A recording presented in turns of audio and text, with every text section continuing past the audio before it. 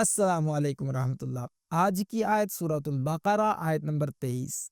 قرآن کا چیلنج، اگر تم سچے ہو تو اس جیسی ایک ہی صورت لے آؤ۔ اعوذ باللہ من الشیطان الرجیم، بسم اللہ الرحمن الرحیم۔ اللہ سبحانہ و تعالی نے ارشاد فرمایا، وَإِن كُنتُمْ فِي رَيْبٍ مِّمَّا نَزَّلْنَا عَلَىٰ عَبْدِنَا فَأْتُوا بِسُورَةٍ مِّن مِّثْلِهِ وَادْعُوا شُهَدَاءَكُم مِّن دُونِ اللَّهِ إِن كُنتُمْ صَادِقِينَ۔ صدق اللہ العظیم۔ یعنی اور اگر تمہیں شک ہے اس کلام میں جو ہم نے اپنے بندے پر نازل کیا ہے تو اس جیسی ایک ہی صورت لے آؤ اور اللہ کے سوا اپنے سب مددگاروں کو بھی بلا لو اگر تم سچے ہو۔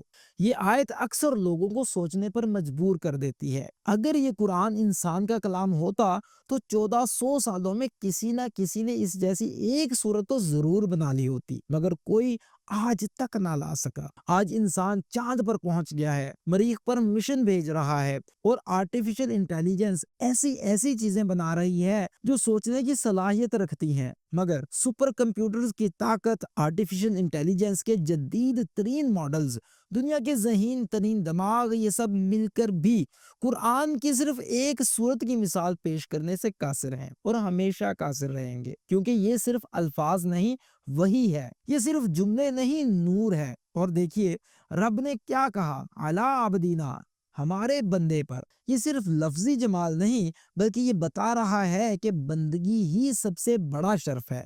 محمد صلی اللہ علیہ وسلم اللہ کے محبوب بندے اور ان پر نازل ہوا ایسا کلام جس کی نظیر لانا ناممکن ہے۔ پھر عقل کو آواز دی گئی، اگر تم سمجھتے ہو کہ یہ انسان کا کلام ہے تو لے آؤ اس جیسا۔ تمہارے پاس زبان، فصاحت، فلسفہ، ادب، اے آئی، کمپیوٹرز، لائبریریاں، سب کچھ ہے، تو کیا ایک چھوٹی سی صورت بھی پیش نہیں کر سکتے؟ تم نہیں لا سکتے کیونکہ قرآن خالق کائنات کا کلام ہے۔ پریکٹیکلی ہم اس آیہ مبارکہ کو اپنی زندگی میں کیسے لا سکتے ہیں؟ قرآن کا اعجاز صرف فصاحت میں نہیں بلکہ زندگی بدل دینے والی قوت میں ہے۔ اپنے دل کو شک، وہم، مغربی فلسفوں اور عقلی غرور سے پاک کرو اور قرآن کے سامنے جھک جاؤ۔ قرآن کو صرف پڑھو نہیں، اسے جیو، جانو، سمجھو اور اپناؤ۔ قرآن کو چیلنج نہیں، فالو کرو، یہی نجات کی راہ ہے۔